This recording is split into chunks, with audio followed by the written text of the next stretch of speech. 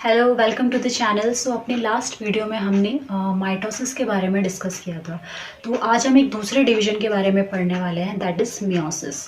तो माइटोसिस की तरह ही मियोसिस में भी अलग अलग स्टेजेस होते हैं, जैसे कि आप देख सकते हैं।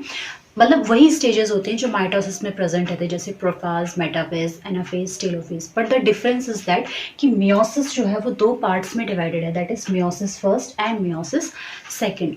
Also meiosis leads to the production of haploid cells, मतलब हेप्लॉइड नंबर ऑफ क्रोमोसोम्स। होता क्या है, जो मियोसिस फर्स्ट है ये भी, इसमें भी सेम वही स्टेजेस हैं जैसे कि माइटोसिस में होते हैं, जैसे कि आप देख रहे हैं। बट डिफरेंस क्या है कि ये जो प्रोफाज है it is further divided into 5 sub stages. वो कौन कौन सी हैं? Leptotene, zygotene, pachytene, diplotene and diakinesis. Fine, तो एक एक करके इन स्टेजेस के बारे में पढ़ते हैं। तो सबसे पहले आता है लैक्टोटीन। लैक्टोटीन के दौरान क्या होता है, जैसे कि हम जानते ही हैं कि जो इंटरफेज होता है उस दौरान, जैसे कि हमने अपने लास्ट वीडियो में पढ़ा था कि इंटरफेज में जो एस फेज होता है उस दौरान डीएनए का सिंथेसिस होता है या डीएनए का डुप्लीकेशन होता है। फाइन, और जैसे ही प्रोफाज में एंट्री होती है तो जो क्रोमोसोम्स हैं वो कंडेंस होना स्टार्ट हो जाते हैं। फाइन, तो इसी तरीके से लैक्टोटीन स्टेज में भी क्रोमोसोम का कंडेंसेशन स्टार्ट हो जाता है। बट होता क्या है, ऑल्दो जो डीएनए है वो डुप्लीकेट हो रखा है, बट जो उसकी सिस्टर क्रोमैटिड्स होती हैं वो इस स्टेज तक क्लियरली विजिबल नहीं होती हैं, और जो क्रोमोसोम है वो सिंगल ही अपीयर होता है, मतलब उसके जो सिस्टर क्रोमैटिड्स होती हैं वो विजिबल नहीं होती हैं। फाइन, तो ये आ गया लैक्टोटीन। नेक्स्ट आता है जाइगोटीन। जाइगोटीन स्टेज में क्या होता है, जाइगोटीन स्टेज में there is a pairing between homologous chromosome.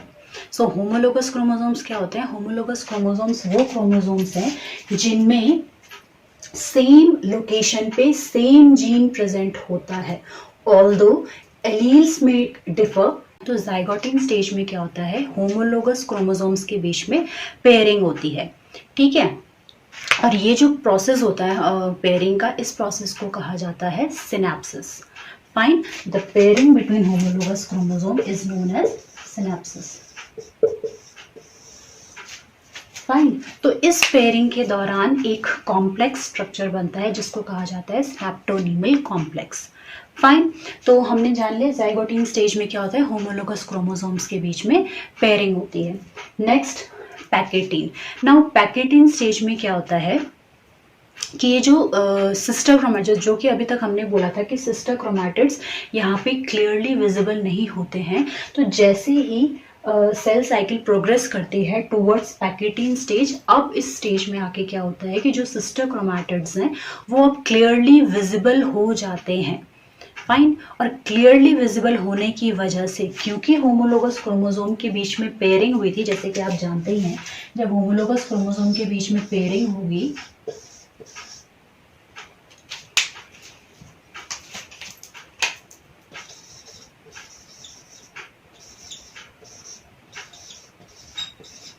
and each chromosome consists of 2 sister chromatids। तो इस तरीके से दो होमोलोगस क्रोमोसोम्स के पास क्या आ जाएंगे, 4 सिस्टर क्रोमैटिड्स आ जाएंगे। तो ये जो ओवरऑल स्ट्रक्चर है ये टेट्राड के रूप में क्लियरली विजिबल हो जाता है इन पैकेटीन स्टेज, ठीक है। आई होप आप ये समझ पा रहे होंगे। लेट मी रिपीट, लैक्टोटीन स्टेज में क्रोमोसोम का कंडेंसेशन कंटिन्यू होता है। फाइन, नेक्स्ट जब जाइगोटीन स्टेज में आते हैं तो होमोलोगस क्रोमोसोम के बीच में पेयरिंग होती है through a process which is known as synapsis. Fine, और जब सिनेप्सिस प्रोसेस चल रहा है तो उस दौरान जो दो होमोलोगस क्रोमोसोम हैं, ठीक है, ये अभी दो होमोलोगस क्रोमोसोम है क्योंकि इनके जो सिस्टर क्रोमैटिड्स हैं, जैसे कि मैंने अभी बताया, वो क्लियरली विजिबल नहीं होते हैं इस स्टेज तक। तो इनको हम, भले इसमें 2 पार्ट्स हैं, एक क्रोमोसोम में 2 सिस्टर क्रोमैटिड्स हैं, बट अभी ये विजिबल नहीं है, तो ये एक सिंगल क्रोमोसोम लेके चलेंगे और ये इसका होमोलोगस पार्टनर। तो जाइगोटीन स्टेज में क्या होती है, दोनों होमोलोगस क्रोमोसोम्स के बीच में पेयरिंग होती है, fine, through a process which is known as synapsis. और इस पेयरिंग के दौरान जो स्ट्रक्चर बनता है ये एक कॉम्प्लेक्स बनता है जिसे स्नैप्टोनीमल कॉम्प्लेक्स कहा जाता है। और ये किस तरीके से अपेयर होते हैं, ये बाइवेलेंट के फॉर्म में अपेयर होते हैं। बाइवेलेंट का मतलब क्या हुआ, क्योंकि दो है ना, दो होमोलोगस क्रोमोसोम, तो बाइवेलेंट के फॉर्म में ये अपेयर होते हैं। फाइन। नेक्स्ट पैकेटिंग स्टेज में क्या होता है कि जो दो सिस्टर क्रोमैटिड्स हैं, हर क्रोमोसोम में जो दो सिस्टर क्रोमैटिड्स हैं, अब वो क्लियरली विजिबल हो गए हैं, और क्लियरली विजिबल होने की वजह से वो जो ओवरऑल स्ट्रक्चर है जिसमें दो होमोलोगस क्रोमोसोम है और हर किसी के पास दो दो सिस्टर क्रोमैटिड्स हैं, तो वो टेट्राड की फॉर्म में अब हमें विजिबल होने लग गया है at the stage of packeting. और पैकेटिंग स्टेज में एक और चीज़ होती है, दैट इज क्रॉसिंग ओवर। अब क्रॉसिंग ओवर क्या है इसको भी समझते हैं।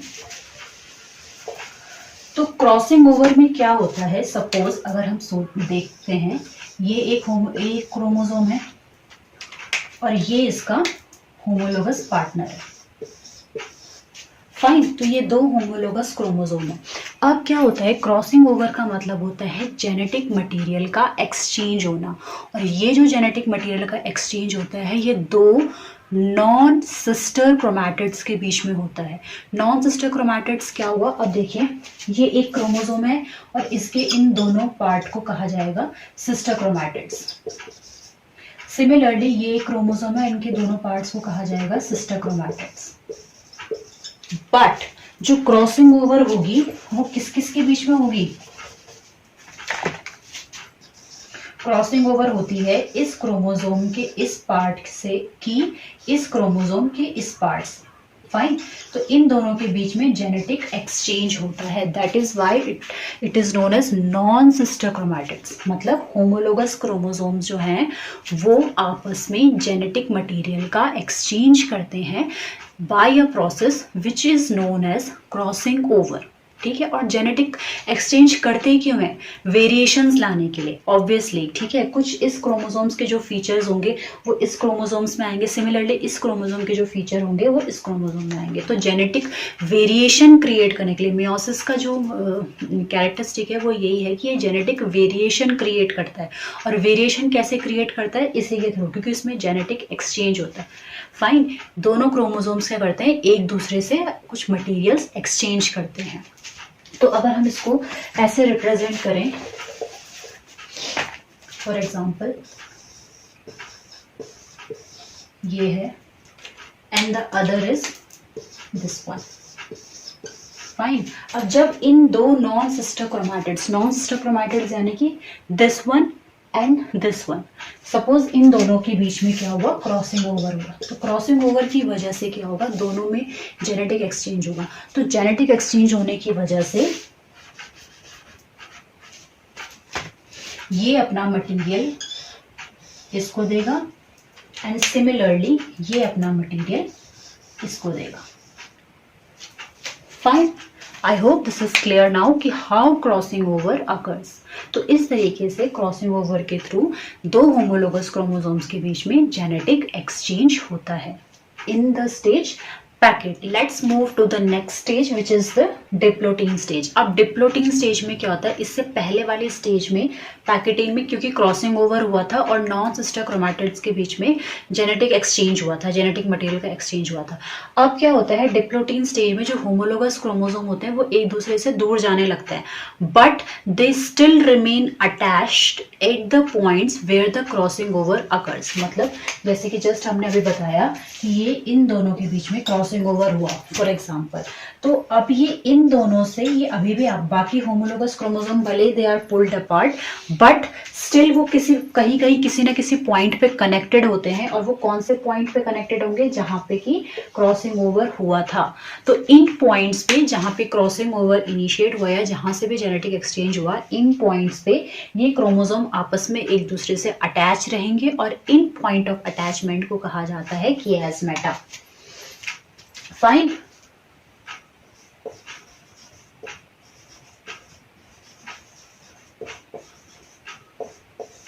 Fine. So this is the proof that there was the genetic exchange, there occurred a genetic exchange between the homologous chromosome या between the non-sister chromatids of the homologous chromosome. Fine. Now अब हम चलते हैं prophase की last stage पे या last सब stage पे, दैट इज डाइकाइनेसिस। तो जैसे कि जनरली प्रोफेज में होता ही है कि इसमें क्या होता है, न्यूक्लियर मटेरियल का ऑब्वियसली कंडेंसेशन स्टार्ट हो जाता है, न्यूक्लियर मटेरियल जो है और ज़्यादा कंडेंस होने लग जाता है, जिससे कि वो धीरे धीरे विजिबल होने लग जाता है। फाइन। और एक और चीज़ क्या होती है कि जो न्यूक्लियर एनवेलप था या न्यूक्लियर मेम्ब्रेन था, उसका क्या हो जाता है, ब्रेक डाउन स्टार्ट हो जाता है। तो डाइकाइनेसिस स्टेज में यही दो इवेंट्स होते हैं। तो this was all about the prophase stage of meiosis first, prophase 1 of meiosis 1।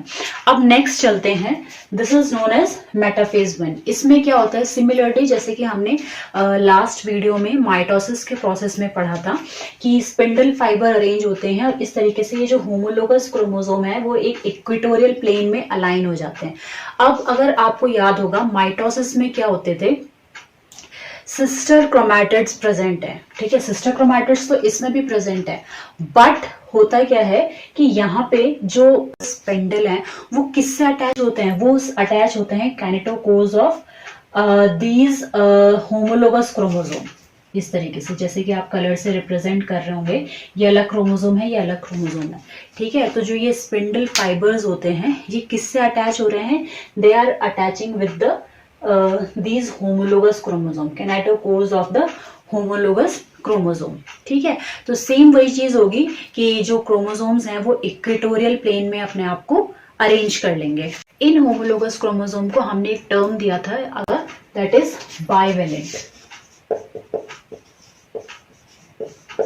Fine, क्योंकि दो क्रोमोसोम्स आपस में जुड़े हुए हैं, then it is called bivalent. तो ये जो बाइवेलेंट्स हैं ये अरेंज हो जाएंगे एक इक्वेटोरियल प्लेन में, which is the metaphase plate. Fine, और ये जो है ये किनेटोकोर्स माइक्रोट्यूब्यूल हैं, ये अटैच हो जाते हैं kinetochores of the homologous chromosome. Fine, अब हम आगे बढ़ते हैं नेक्स्ट स्टेज में, that is anaphase first. Anaphase में क्या होता है, जैसे कि माइटोसिस में होता है, इन प्रीवियस लेक्चर्स अगर आपको याद होगा, तो उसमें क्या हो रहा था, सेपरेशन हो रहा था सिस्टर क्रोमैटिड्स का। बट इस केस में क्या होगा, सिस्टर क्रोमैटिड्स सेपरेट नहीं होंगे, वो तो साथ ही रहेंगे, बट जो होमोलोगस क्रोमोसोम्स हैं वो सेपरेट हो जाएंगे। ठीक है, मतलब दोनों जो है वो इन माइक्रोट्यूब्यूल्स के थ्रू या इनकी असेंबली या डिसअसेंबली जैसे कि हमने पढ़ाई है, उनके थ्रू ये क्या हो जाएंगे, इनकी शॉर्ट, ये माइक्रोट्यूब्यूल्स क्या होंगे, वो शॉर्ट होते जाएंगे, मतलब इनका डीपॉलीमराइजेशन होता चला जाएगा और ये क्या करेंगे, टूवर्ड्स ये जो क्रोमोसोम्स हैं वो पोल्स की तरफ, दोनों ऑपोजिट पोल्स की तरफ मूव करना स्टार्ट कर देंगे। फाइन, बस डिफरेंस क्या है कि माइटोसिस में हमने ये देखा था कि सिस्टर क्रोमैटिड्स सेपरेट होते हैं, but in anaphase first stage of meiosis 1 क्या होता है, होमोलोगस क्रोमोसोम सेपरेट होते हैं। फाइन, तो इस तरीके से होमोलोगस क्रोमोसोम सेपरेट हो रहे हैं, बट ये सिस्टर क्रोमैटिड्स अभी भी इनके साथ अटैच है। फाइन, और टेलोफेज में लास्ट में क्या होता है, क्योंकि वो दोनों ऑपोजिट पोल्स की तरफ चले गए हैं, तो फिर क्या होता था, फिर एक तरीके से सेल का डिवीजन जो है या न्यूक्लियस का डिवीजन जो है वो कंप्लीट हो जाता था, जैसे कि आपको याद ही होगा। और फिर क्या करते थे, साइटोप्लाज्म का डिवीजन होता है, जिसके थ्रू क्या होते थे, दो डॉटर सेल्स प्रोड्यूस हो जाते थे। फाइन, तो ये है आपके दो डॉटर सेल्स। ठीक है, तो by the end of telophase इसका ओवर मियोसिस फर्स्ट का रिजल्ट क्या है कि दो डॉटर सेल्स बनते हैं। ठीक है, और अब आप बारी आती है क्रोमोसोम नंबर की। हमने क्यों बोला कि ये रिडक्शनल डिवीजन है, क्योंकि देखिए जब हमने स्टार्ट किया था तो आप देख सकते हैं 4 क्रोमोसोम्स है। ठीक है, भले ये होमोलोगस क्रोमोसोम्स है, 4 क्रोमोसोम्स प्रेजेंट है, but by the end of meiosis 1 आप देखते हैं कि दोनों डॉटर सेल्स के पास सिर्फ 2 क्रोमोसोम्स रहते हैं। फाइन, तो क्योंकि number of chromosome is reduce to half, 4 से 2 हो गया है, that is why this division is known as reductional division. Fine, I hope this is clear.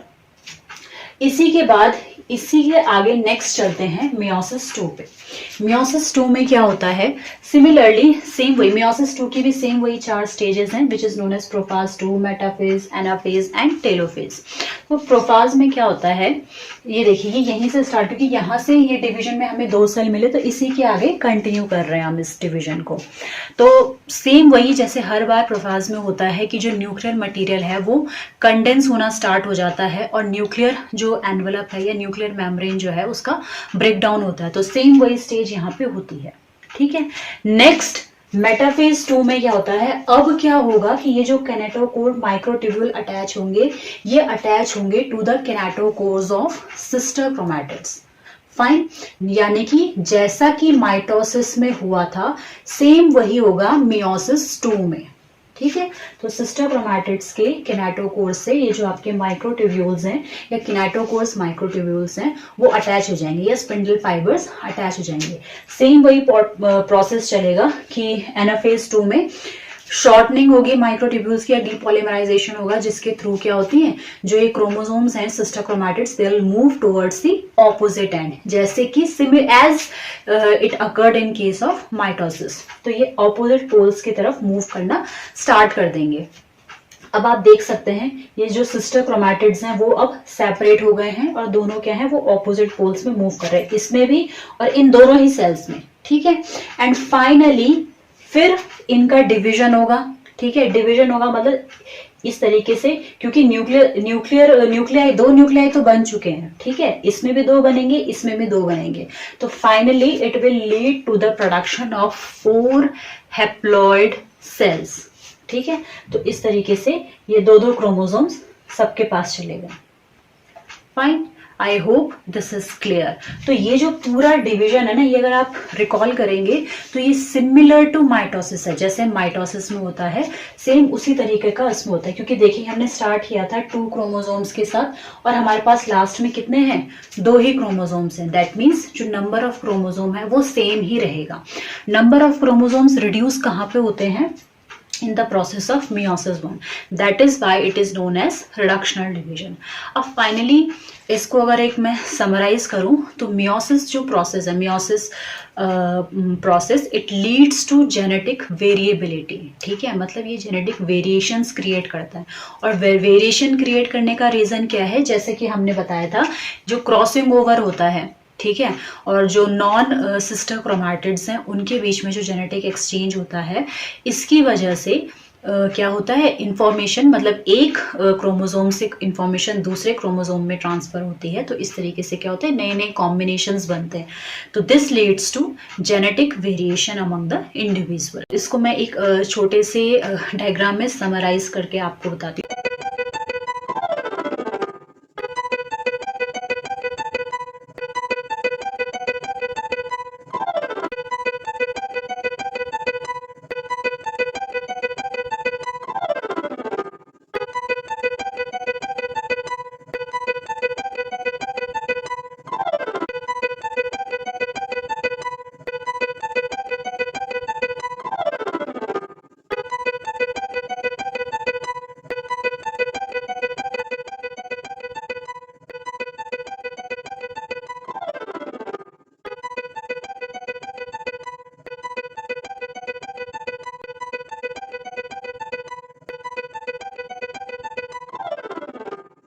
So here is a diagrammatic representation to understand the complete overall process of meiosis, including both meiosis first and meiosis second। तो start करते हुए ये देखिए G1 phase से हमने start किया, जहाँ पे जो क्रोमोसोम नंबर था it was 2n and the DNA content was 2c। Fine, अब जब हम एस फेज में बढ़े तो जैसे कि हमने बोला कि जब सिंथेसिस फेज होता है या डीएनए का डुप्लीकेशन होता है तो chromosomes number remains the same. तो क्रोमोसोम नंबर वही है बट जो डीएनए कंटेंट है वो डबल हो गया, यानी कि 2c से वो 4c हो गया। अगेन G2 फेज में इट रिमेन्स द सेम। अब जब वो अंडरगो होता है मियोसिस फर्स्ट स्टेज में तो उस दौरान क्या होता है, जैसे कि हमने अभी पढ़ा कि जो क्रोमोसोम नंबर है वो it is reduced to half, मतलब अगर पेरेंट्स में 4 थे तो यहाँ पे आके वो 2 हो गया। तो इसीलिए हमने इसको रिप्रेजेंट करा है n और 2c से, इस तरीके से, जहाँ पे it is the chromosome number and it is the 2c is the DNA content. DNA content again half ही हो गया, क्योंकि जब डिवाइड होगा 2 डॉटर सेल्स बनेंगे तो दोनों में जो है वो इक्वली डिस्ट्रीब्यूट हो जाएगा। दैट्स वाई फर्दर जब मियोसिस 2 आती है तो it again leads to the formation of 4 haploid cells. ठीक है, जहाँ पे ये N and C रिप्रेजेंट करता है chromosome number which is same as this one. ठीक है। और अगेन डीएनए कंटेंट है जो या जो जेनेटिक कंपोनेंट का कंटेंट है वो भी रिड्यूस हो गया। क्यों? क्योंकि फर्दर वो 4 डॉटर सेल्स में डिस्ट्रीब्यूट हो गया। तो this was all about the process of meiosis. It was all for today. आप बने रहिएगा चैनल के साथ, सब्सक्राइब कीजिएगा। Do not forget to subscribe the channel, like the video and share. Thank you.